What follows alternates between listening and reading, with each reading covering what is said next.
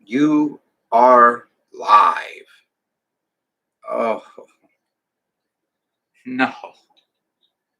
Another end of the month, another live stream. Of course, this one's at an important time, so maybe it's better.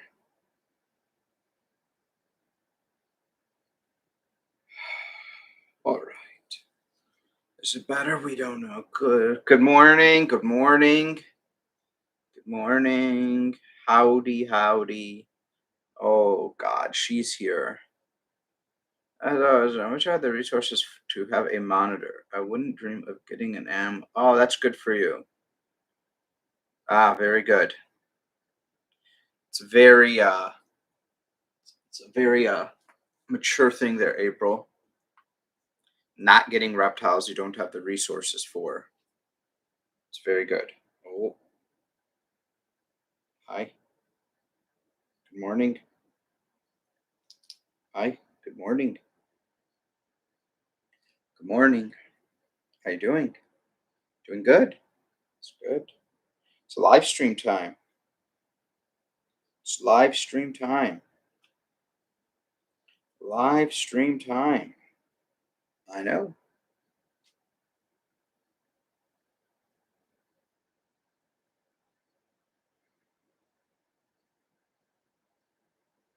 If you can take care of a beardy, you can to a sav.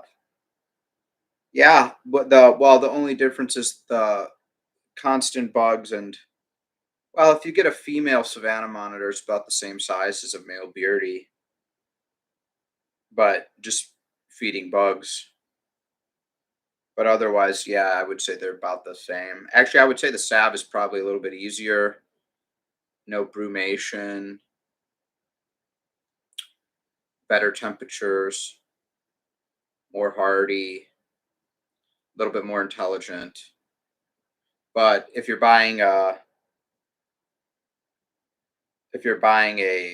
baby and you don't know the sex of the baby, if you end up getting a male Savannah monitor, that's quite a bit larger in all aspects than a beardy. So there's that. Ball Python Love says hello. I have a ball python. I was so hoping you would have a ball python based off of the name Ball Python Love. Because what if you came in and said, I have a reticulated python or something, and not a ball python, but that's what's in your name?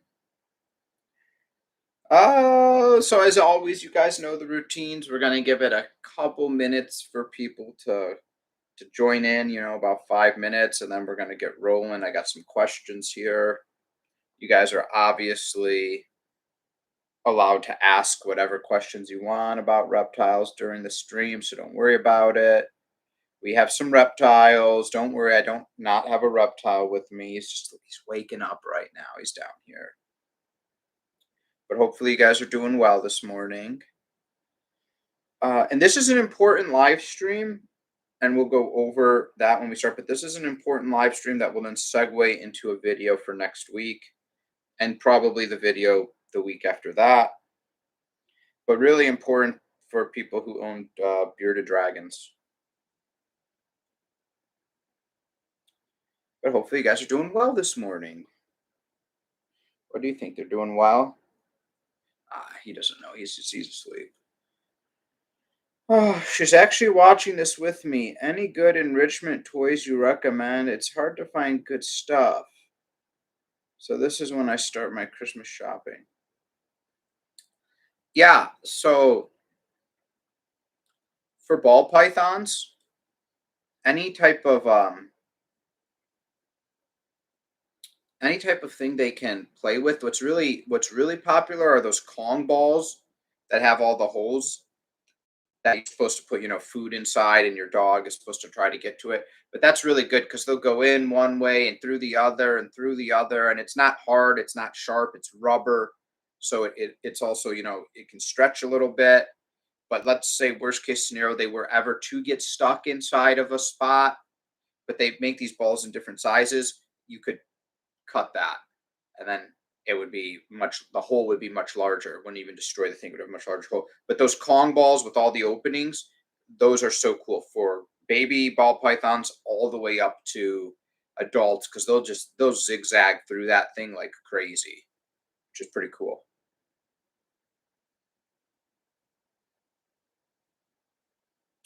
Cork bark, anything that's like a tunnel, any type of tunnel tube.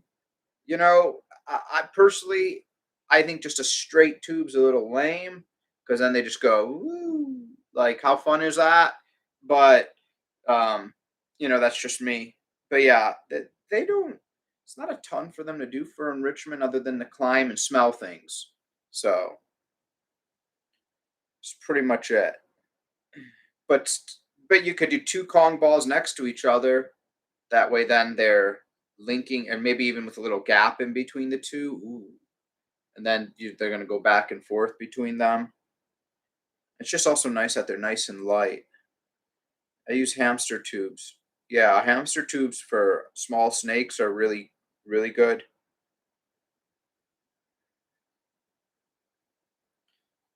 Uh, Especially hognose, since they're much smaller. Okay, but we're 5 minutes in, so we can get started with the video, with the topic, with the question. Anyone who joins can come in after. They can do it. So just we're gonna go right into this. So as always, good morning. If you guys are here, please leave a like on the stream. Maybe it'll get popular, and people who have questions about reptiles can join. You have to come up now. Now we're actually starting the stream. I know. Come here. We're actually starting to stream now. You would like to nap on me all day, but you can't do that. We're going to come up top here, okay? Pissed already, huh? Uh, all right, settle down. Here we go. We're going to try to Indiana Jones Raiders of the Lost Ark this. Okay. Let's tuck both your hands back. I know, now you're really getting settled in. Now we're going to scoop you while holding your hands. There you go. Okay, Sunfire. Okay, okay. I don't know if they make something that they sell for snakes to smell, but I guess it wouldn't hurt, like, always just looking up what scents are safe for them and adding those. There's no big deal. So Sunfire is with me, and I just want to point something out, guys. So Sunfire Savannah monitor, you can look at his tail. It actually goes down to my waistline. I measured him this morning. He's actually at 19 inches now, about 4 to 5 months old. And, there's a big difference, because a bearded dragon will be at this size in about a year. And I try to tell people, when you're getting a reptile, knowing the final growth is very important, but knowing the growing speed is important. Your fastest growers are meat eaters, and I think it's based on diet, because I think it's the nutrition they can get from the diet.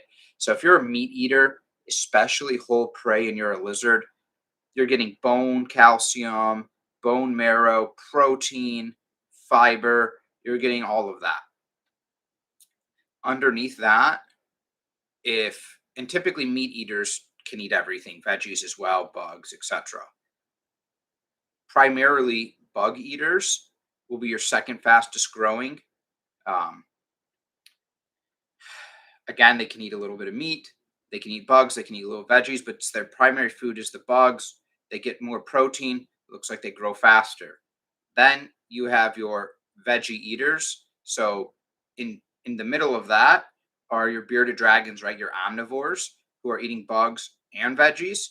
They will grow slightly slower than the ones that are on more heavy bugs and the ones that are on meat, etc.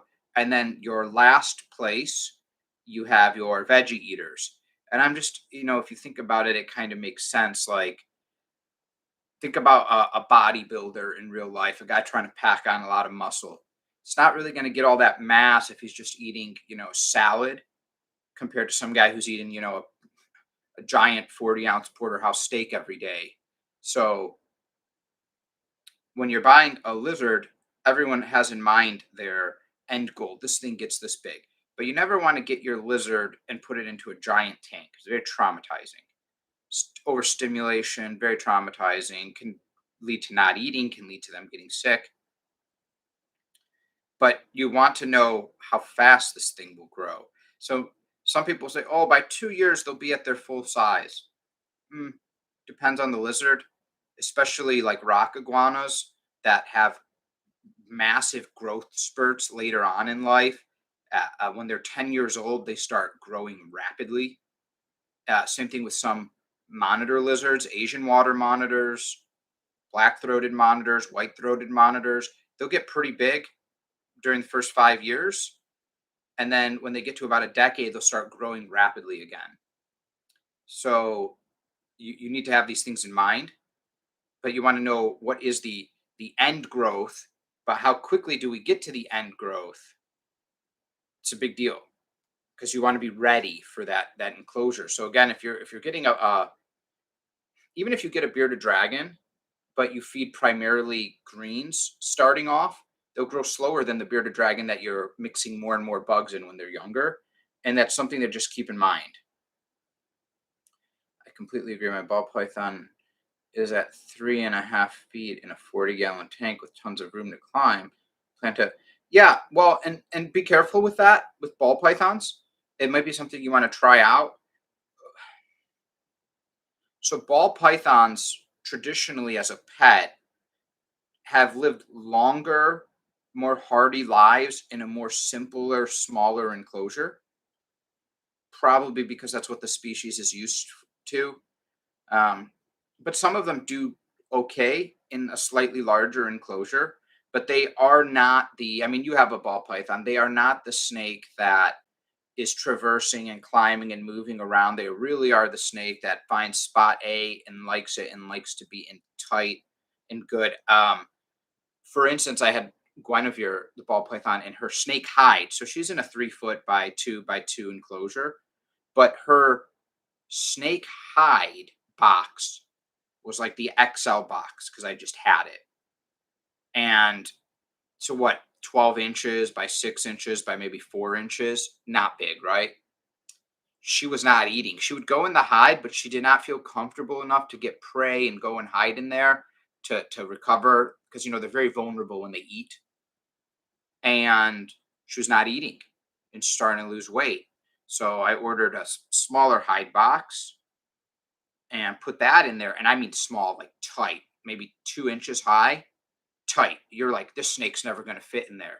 She goes in there, coils up, feels very comfortable, can feel the top of it, can feel the sides of it, knows nothing's above her, behind her, to the left or right, eats, been packing on a lot of weight, packing on a lot of weight. Yeah, she should. Well, that's the overall, right? So she's in a good spot. But imagine if you went to just from your 40-gallon to 100 something gallon. You could put on a lot of stress. So just have to be careful and watch for that. Swims in her water. She's a little hot. Yeah, swims in her water or just kind of lays in her water. I don't know if we see her doing the front stroke. I don't want you to suicide over, okay?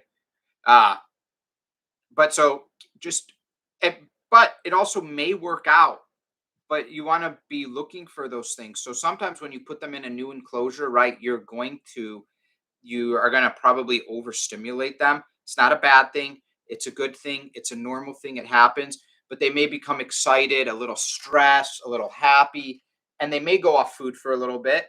That's fine. That's normal. You just want to monitor how long are they off food and make sure they go back on food within a good time limit. And if they don't trash the old enclosure. Put them back and see if they go back on food. If they do, you know that they just either didn't like the move, or maybe were too small for the move, or something in there they didn't like, and you can try again. But it's you got to watch out for that. That's all. Sometimes people will freak out. New enclosure. Oh God, they're not eating. Something's wrong. Something's wrong. No, that's a lot of stimulation, especially on a creature that is getting most of its stimulation from sight, smell, and taste. Now you've thrown it into a thing that looks different, has all these new smells, tastes all this different, feels different. Things may be in different areas. There may be more things. So you just need to know that that stuff's going on. And one of the best things you can do, assuming your ball python's on substrate, is take the substrate from the old enclosure and put it in the new enclosure. Now you may need to, add additional substrate because the new enclosure is larger, but you put that substrate in there. Can you not fall asleep on my hat? Can we at least get to the very top? Thanks. Um, okay. So update for the baby Savannah monitors, and this is originally placed relative with the new one. It's the same size though. She closed it right up. Yeah, well, same size, very good. We're gonna do a baby Savannah monitor update before I move to the bearded dragons. How are the baby Savannah monitors doing at just under half a year old? They are doing amazing. So intelligent, uh, so calm, so passive, so friendly, want to be around people, love to be held, love to be pet, love to see what's going on. They are doing so well. And thankfully, uh, they're finally at the point now where they do not eat every day. We've made it. We've made it to that point. So they're at the point now where they may eat every other or every third day, depending on what they eat. And that's a big deal. That helps with time management for me.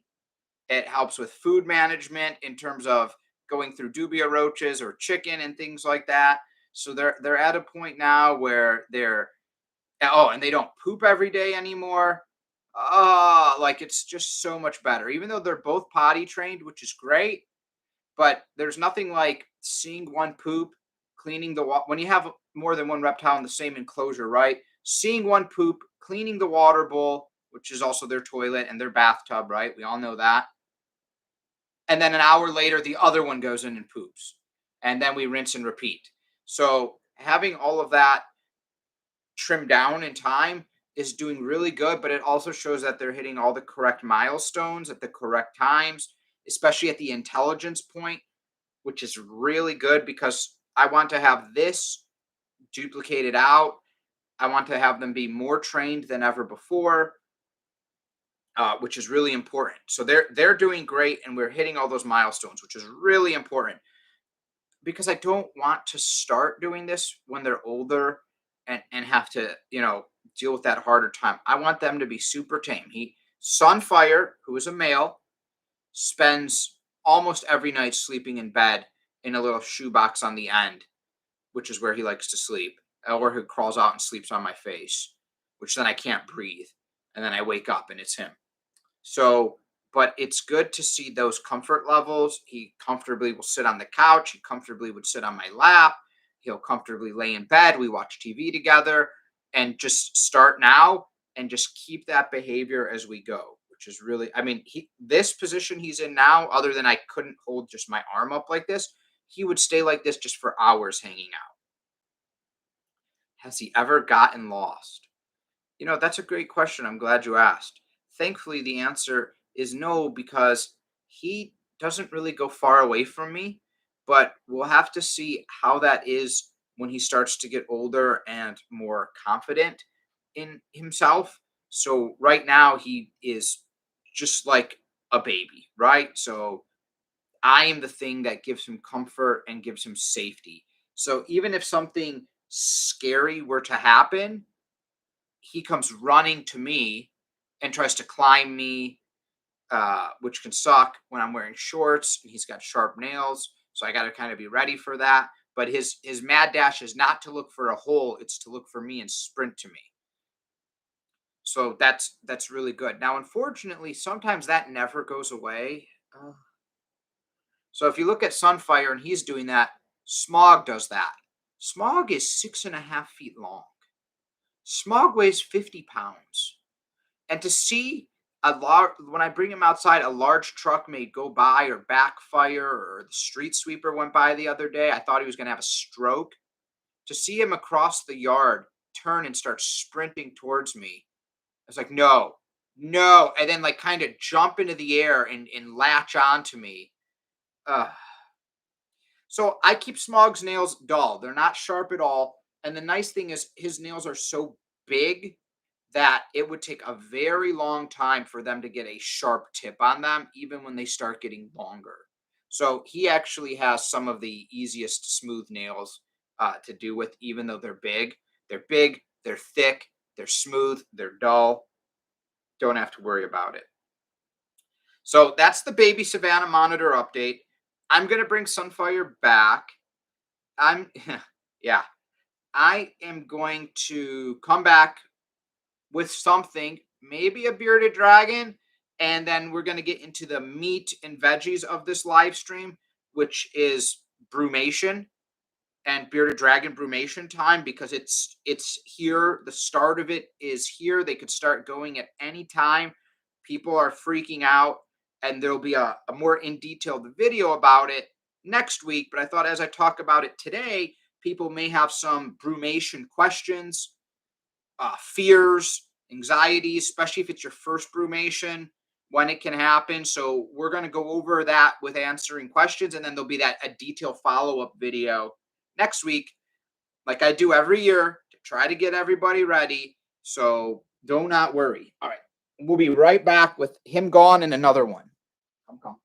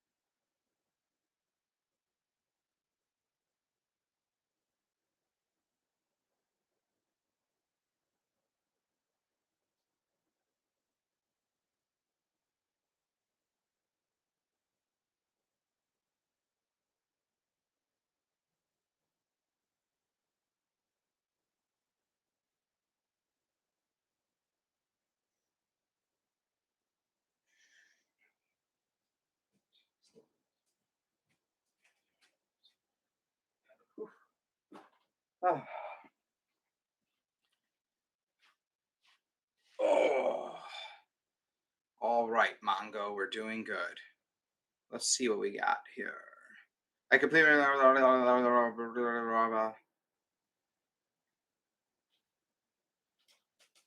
Getting lost is my worst nightmare. I make sure to consideration toys outside time. Sleepy, not exhausted, of course. Yeah, so snakes, especially getting lost in the house, can be a big pain because, man, they'll go into your closet and like go into the sleeve of your winter jacket or something. So, I don't have to worry about a 6-foot lizard doing that, but for sure it can be harder, especially if it's like a small snake. Oh, forget it. Uh, Decon, go, go, go. I love you, Animal One Guy. Thanks. Good morning, Double Dragon Hotel. Good morning. So I have Mongo here.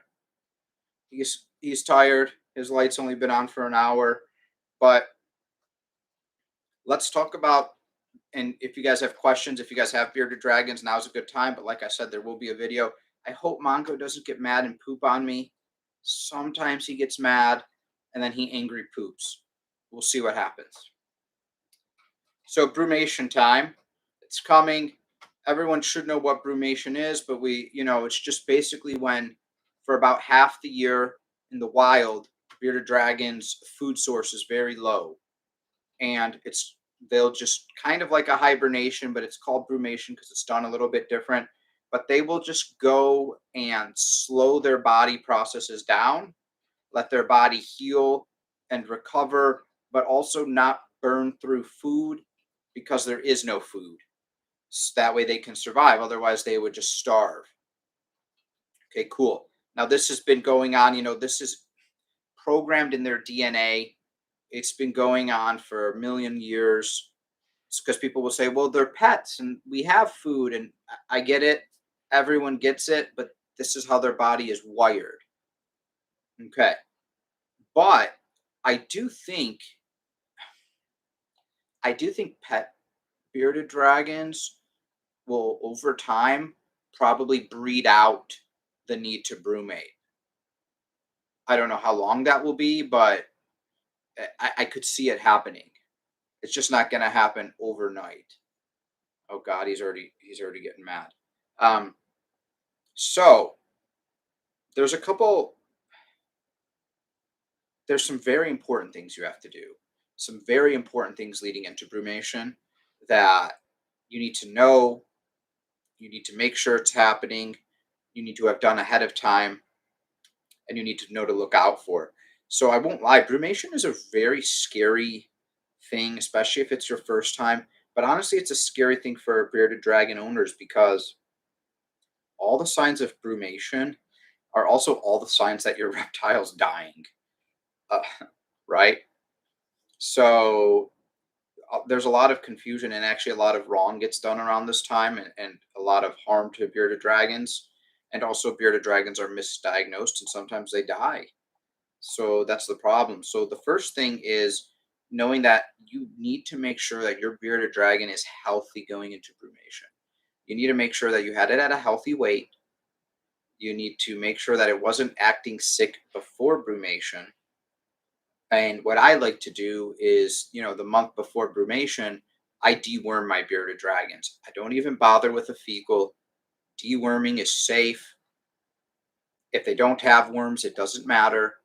But the key is if they do have worms and they go into brumation and they're not eating, those worms, those parasites, they're going to continue to feed off the bearded dragon. But now the bearded dragon is no longer supplementing them with food and can lead to the bearded dragon dying during brumation. Not good. Amy's Reptile Adventures. Hey, good morning. Finally catching a live stream this morning. Yeah, welcome from Kentucky. Y'all get down to the bar now, you hear? Today is my son's wedding day. So I drove all the way from Florida, Kentucky a couple days ago. Do you agree that pumpkin is a natural deworm? Okay.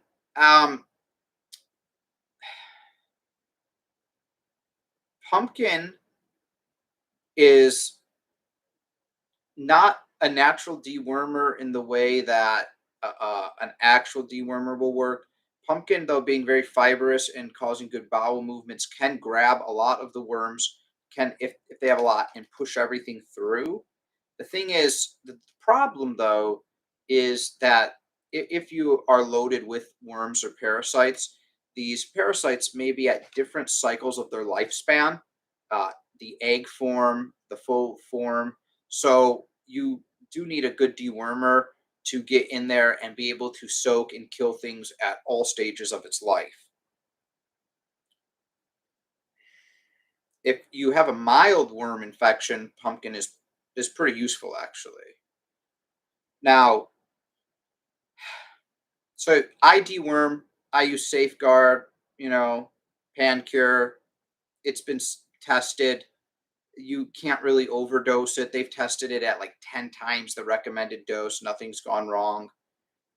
You can deworm just on its own in a little 1 milliliter syringe, or you can even mix it with some baby food. If you want to give them a treat, mix it with some fruit baby food.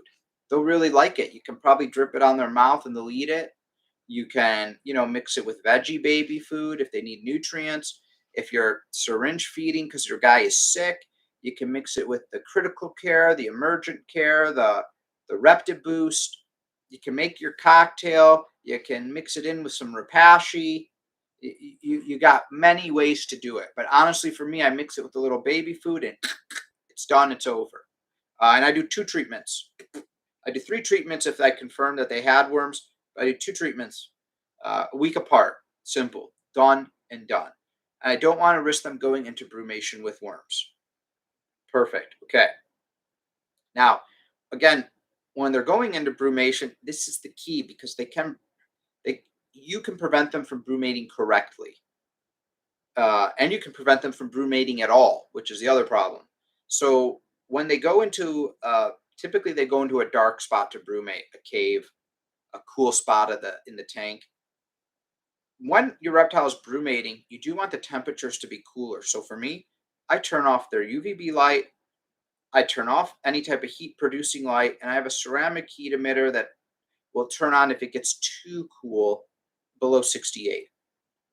But I want them to brumate right in the high 60s, very low 70s, be pretty constant because I need their body to cool down. I need their body to regenerate. I need them to be healthy for the next year. How can you do this wrong? Well, sometimes people will wake their dragon up out of brumation. They'll see, oh, my dragon's been asleep for 2, 3 days, pull it out, put it under the basking spot, feed it food. I've talked about this before. The worst thing is if they have food in their stomach and then they go to brumate for 6 months. That's going to ferment. That's going to rot inside your bearded dragon. Could kill them very easily. So you want to make sure when they go to brumate, they will poop, they will clear themselves out, and then they'll be going in a brumate, right? They know what to do. We as the humans typically interfere. The other thing is in the wild, they will go find a spot that's very dark, very cool. Now they will look for this spot in their tank, but obviously they're limited to their tank. So it's very important that you do this, but you don't do it too early. Sometimes, oh, my reptile's been sleeping in the cave for 2 days. A bearded dragon. Shut off all the heat. Shut off all the lights. That's too soon. As you know, if you have a bearded dragon, sometimes they'll spend a day, 2, 3 days in their cave. Then they'll come out, not brumating. They're just chilling. So you want to make sure, give it a week. Make sure that they're really in there. They're really in brumation. Turn everything off. Let them brumate.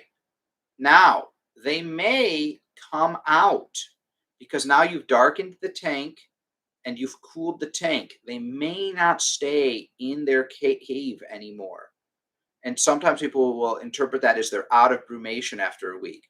Mine do like to come out and just lay spread eagle on the floor of their tank because the tank is dark. There's no heat. They no longer have to brumate in the cave all wedged up. They can brumate outside. So as long as they're out, sleeping, relaxing, I still leave everything off. You can tell when your reptile wakes up from brumation.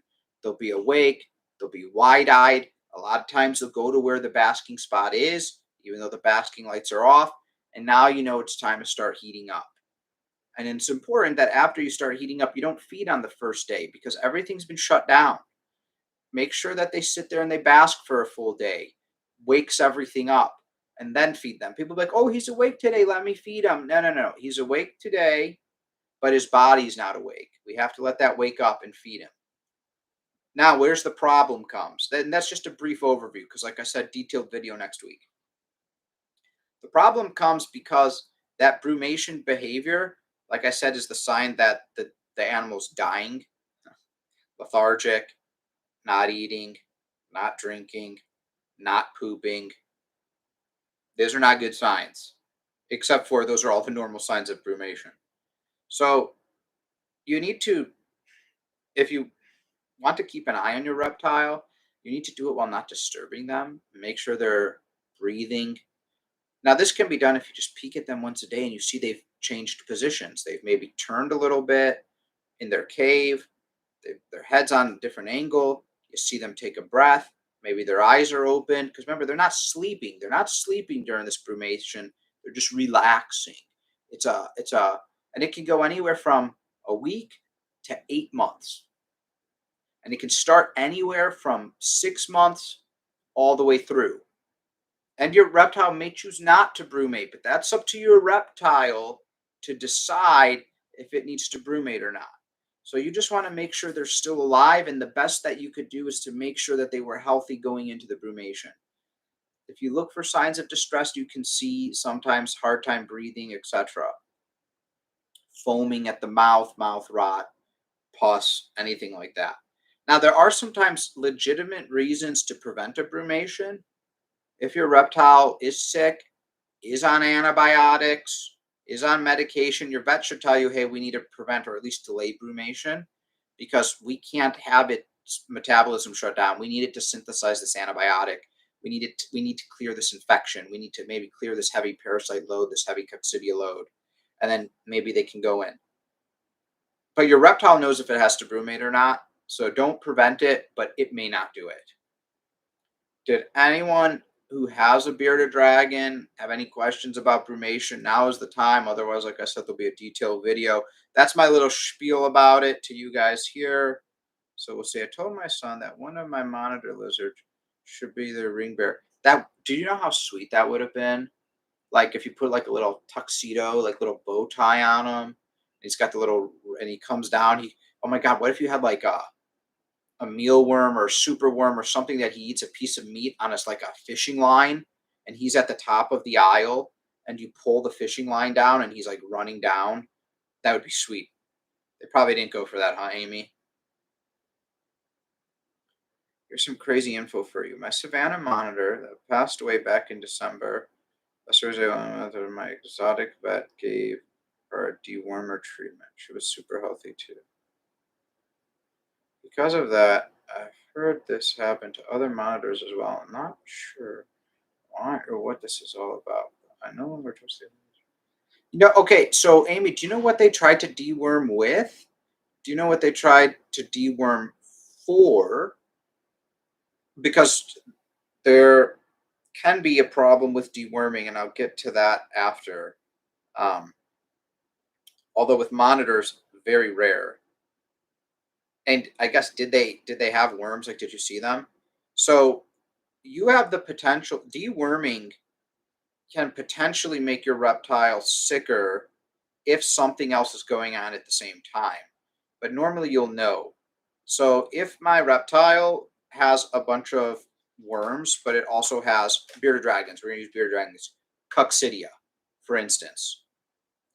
Coccidia, when you clear out all of the worm parasites, which should not be in your reptile, the coccidia will boom because now there's more things for the coccidia to feed on. And coccidia is much more deadlier than the worms. So, and there's other bacterias that can also, protozoas that can spread when you clear out the worms. So but there's typically signs if you have coccidia. Coccidia is also very rare in every reptile except bearded dragons. Coccidia is actually also very common in rabbits, actually. But it can be hard. But that's why I would like to know what they dewormed with, what they dewormed for, if stuff was confirmed. Now, normally, if you deworm and you have a coccidia boom, we're going to use bearded dragons for example. When they poop and their poop is filled with coccidia, even if it's a small amount of poop, holy crap, that poop will smell rancid, worse than when it has worms in it. It will smell rancid. Yes, it was the panicker. I'm not sure that's okay. She had the regular amount of worms. Yeah, okay. So it's common for reptiles, for everything, animals to get worms. Um, I don't know. I mean, I'm not saying that the pancur, the vet suggested deworming. Yeah, I mean, I deworm constantly. It's never been an issue, but it would be good to know. They've done so much in-depth testing with that. Could be coincidence, but it could have led to something else spiking up. Sometimes the worms what hold back other infections. Not both should be treated. Although 1 month is interesting because the dewormer takes effect right away. Just boom. Like the next day, it's through. She's already pooed it out. So the dewormer's out of her system and the worms are out. I don't, if I were to guess, perhaps removing the worms led to something else flaring up that the worms were holding back, and, or it had nothing to do with it, which could just be coincidence, right? Yeah, 1 month to the day. Yeah, I mean, right. Could be anything. Just the dewormer would have been fully out of her system after a day or two, right? So, and So it's not like she was poisoned by it because that would have went boom. But who knows what exactly went wrong? It's rough. I always say this all the time, like reptile medicine, it's getting better all the time. It's just so far behind where I wish it was. We were talking in the Patreon Discord just last night about like certain procedures that putting casts on birds, 3D printing beaks for birds, how common that is now, and how hard we have that with other animals. Like we've seen casts for bearded dragons. If if a bearded dragon breaks its back leg, what they'll do typically is straighten the leg and tape it to the tail till it heals for weeks, 10 weeks, 3, 4, 5 months. But what happens if a bearded dragon breaks its front leg? Ah, so we are. I've seen bearded dragons with wired jaws that have feeding tubes going into their stomach. That's new. That's within the last 5 years. Stuff like this is coming out. Feeding tubes, uh, better intubation, better anesthesia practices. Not that the chemicals themselves are changing. So we are seeing more of that. It's developing, which is kind of unfortunate.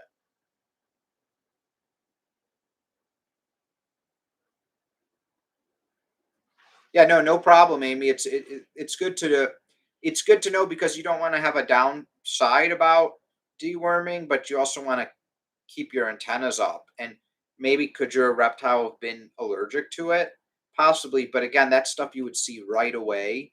If I were to guess, like I said, if the dewormer had something to do with it, although that amount of time is very long to have a adverse reaction to something that you gave, and then a month goes by, and then that happens. Like I said, either it was completely unrelated, or the worms were holding because worms will hold back coccidia and other diseases because there's not enough food for everything to grow.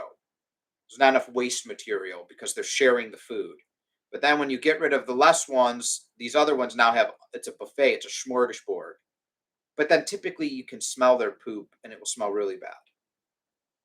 Okay.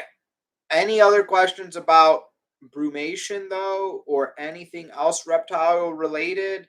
Otherwise, we're going to get ready to wrap up. But I really wanted to hit brumation in today's live stream only because it's here and a lot of people have been messaging me, hey, my bearded dragon is slowing down. Yeah, it's fall, guys. Like it's fall. Brumation time is starting.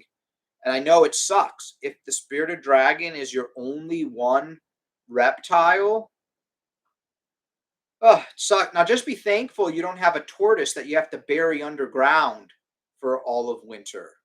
What if you had a tortoise that you got to dig a hole in your backyard and bury the tortoise for winter for its brumation? Yeah, and then unbury it come springtime. How much fun would you be having? Think about how worried you would be. At least your bearded dragon you could look at. Although I've seen some people put a tortoise in a little fridge, like a little mini fridge with the temperature set, rather than burying it underground. Not sure if that one's better or not, but yeah, no burying for me. Digging a hole 6 feet below the frost line, putting my tortoise and putting a big stone in there, putting my tortoise in there, and then covering it with dirt. Come on, that ain't for me. Oh, I'm sorry. Did my beard touch your face? Oh, I'm sorry. I'm so always pissed. No, everything's been going so good. I didn't know you moved. I didn't know you moved. I'm sorry. Don't look at me like that. Oh God. See what you guys caused me to do? I just moved for a second. My beard hit him in the face. It bothered him and he got pissed. Yeah, it's Mongo. Who else would be pissed? All right, very good, guys. I think we had a good stream. We talked about the baby Savannah monitors and we talked about brumation, which was the two big things. We had some snake questions. How are all of your new Amy? You joined, I think, probably right after the SABs. So the baby SABs. Just quick recap: baby SABs doing amazing. They're like 5 months old. Sunfire, the male, is about 19 inches, 19.1. But the great thing is they're super tame. But the great milestone is they no longer have to eat every day. They don't even accept food every day. whereas before they were eating every day. So now that now that he's eating every 2 or 3 days, depending on what he eats, super tame. He spends so much time with me chilling in bed. He sleeps almost every night in bed with me. He demands it. We had him out here for the stream. He was just chilling on my shoulder. Really good. Apollo and Artemis, how are they doing? They're doing really good. Apollo is addicted to Artemis, addicted, and just follows her, lays with her. They sleep right. They'll only sleep if they sleep next to each other. It's a big addiction. And Apollo is so whoever owned Artemis, Artemis was already super tame. They did a great job in taming her. Whoever owned Apollo, as you know, he was skinny, skittish, not mean, just scared.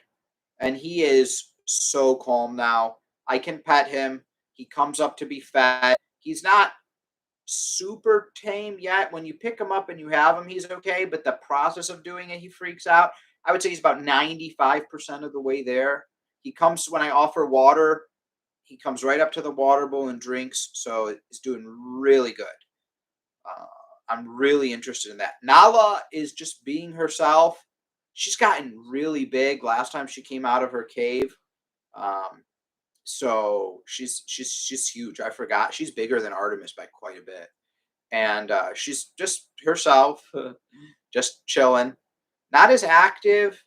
You know, she had that rough upbringing. She's tame, but she's just not fun like everybody else. But that's okay. That's her personality, and that's the Savs.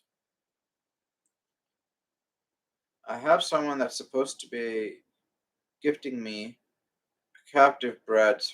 Yeah, very excited. You know, the breeding of Savannahs, the keeping of Savannahs, the popularity of Savannahs, I love to see it going up. Like I said, I think they're one of the best lizards. I'd put Savannah monitors, rock iguanas, well, most monitors, but Savannahs I like because if you can do bugs, you can keep them really cheap and they don't get super big. I'd pick a Savannah monitor over a bearded dragon every day of the week, like I said, if you can feed bugs.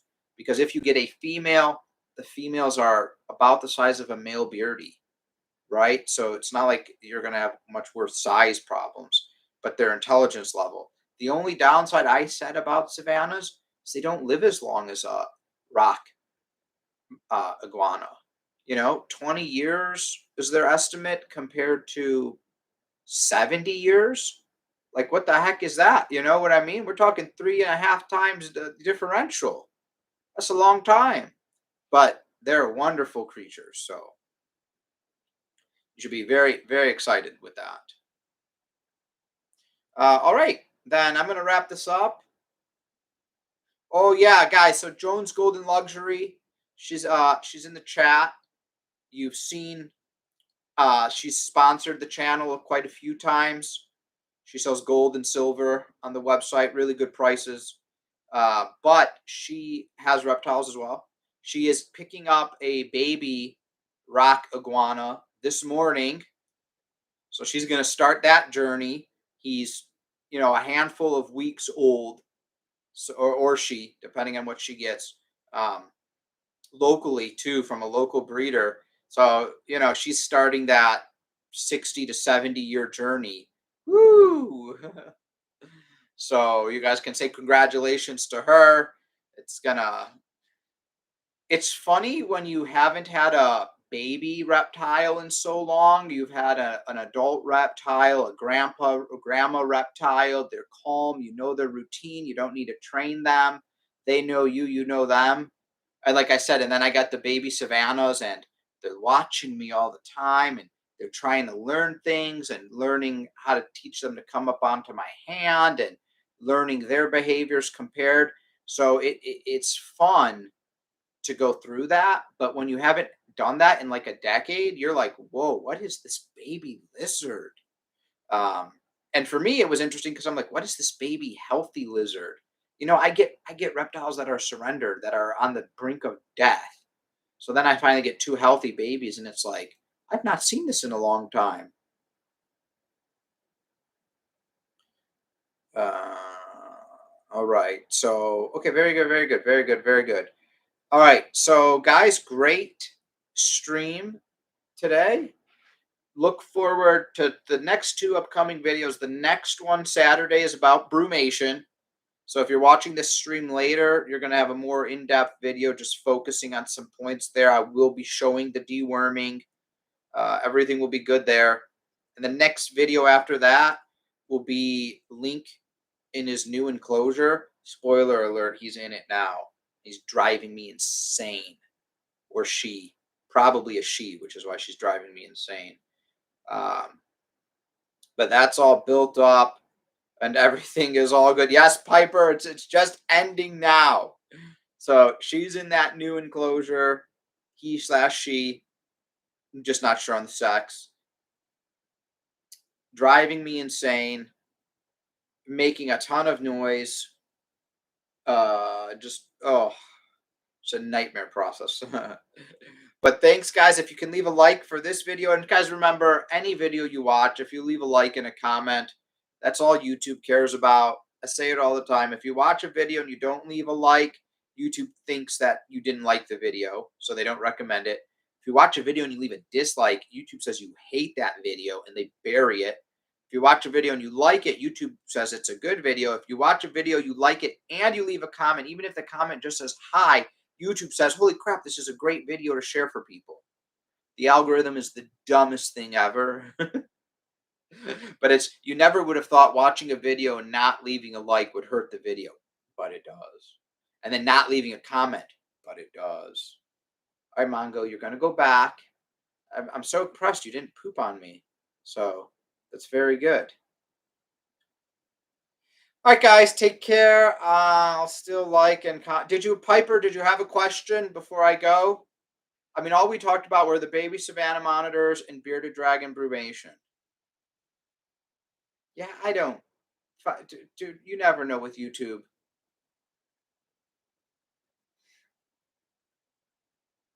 Dude, Amy, you'll always be sad, right?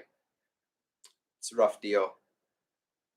But we're gonna give Piper, who just joined, like a minute here, if they had a question. Maybe they do, maybe they don't, maybe they already left. Have you? Okay. So, have I ever experienced parthenogenesis? So, not all reptiles. Just I'm gonna do brief. What? Well, now it's gonna go for like 5 more minutes, Carol. So you're gonna be okay. Parthenogenesis is certain reptiles have the ability to asexually reproduce without the male. Now, this is done solely to continue the species life if the females can't breed. It's done only by the female. Now, what's unique about this is when that's done, the female, you'll only have traits from the female. So obviously, there's no male traits. And this is different than a female who retains sperm who had bred years ago. Some snakes have retained sperm from years past inside of them, and then that sperm has fertilized the eggs. So this is done just solely female by themselves, want to reproduce. Most of the time, because it's missing input from a male, they don't live, unfortunately. I don't know if they used to live and it's something more recent, but parthenogenesis happens and it's rare that then you get a healthy surviving creature. I have not had firsthand experience with my reptiles doing parthenogenesis. Now, I have had females. Oh, we got to make this quick. He's getting mad. I have had females lay eggs who have never been with a male, who have never been by a male, who have never smelled a male. They've always been infertile eggs, but there is a chance that they could have been fertilized parthenogenesis just from a female. So, but that has not happened. I have seen it. I have seen surviving parthenogenesis babies in person, but none of my reptiles have ever done that. And that's also not shocking because, again, most of my reptiles are typically rescues that aren't healthy, that wouldn't be able to do that. But good questions. We had a large python at the museum in my state have babies with no male in their enclosure for years. Yeah, so Piper, that could be Parthenogenesis, but again, when you say haven't had in there 4 years, they have shown like if they ever were with a male and the male ever did breed them, I think they showed like because of the morphs, right? So when you do Parthenogenesis, you can't get traits from anyone else. So we'll be a copy. And snakes is how we know this because I think it was 10 years after last the time this ball python was bred, it laid fertile eggs, which they thought was Parthenogenesis, but then when hatched, had the color morph traits of the male was with it 10 years later. So that was retained sperm from, I think it was 9 years, but we'll just call it a decade. So it's very possible that your large python at your state museum there did not do Parthenogenesis, but had retained sperm from way back when it was with that male. Probably more likely. The retained sperm actually happens a lot, which is very rare.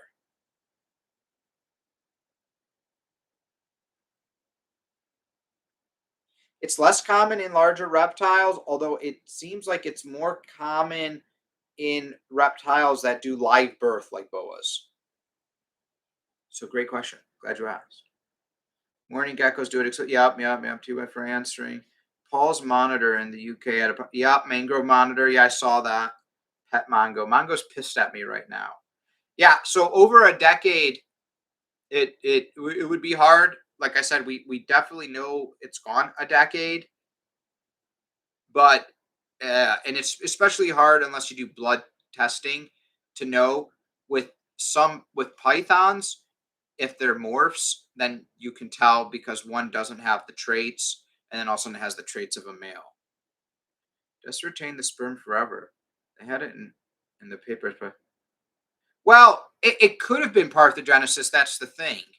But with snakes, especially retained sperm, they will retain sperm for decades because they want to carry on the lifespan. So the females will retain sperm forever. But Parthenogenesis is also possible. It's probably 50-50, honestly. And if the one boa wasn't a morph and all of that, but you can DNA test that because the DNA will be an exact copy of the mom and nothing else. But most people don't do that. Although it was probably retained sperm, to be honest. But that's retained sperm is more common, I guess I should say. Retained sperm is more common to happen even a decade later, but not impossible to be Parthenogenesis. All right, guys, I'm taking off. I got a lot of stuff to get done. Like I said, I'm going to be probably filming the brumation video today. It's a good time to do it. And there's a lot of work in getting the reptiles that do some type of brumation or just some type of slowing down, changing timers. Some of them require winter temperatures. That's what I'm going to be doing all weekend. Yeah. Take care, guys. Thanks for stopping by.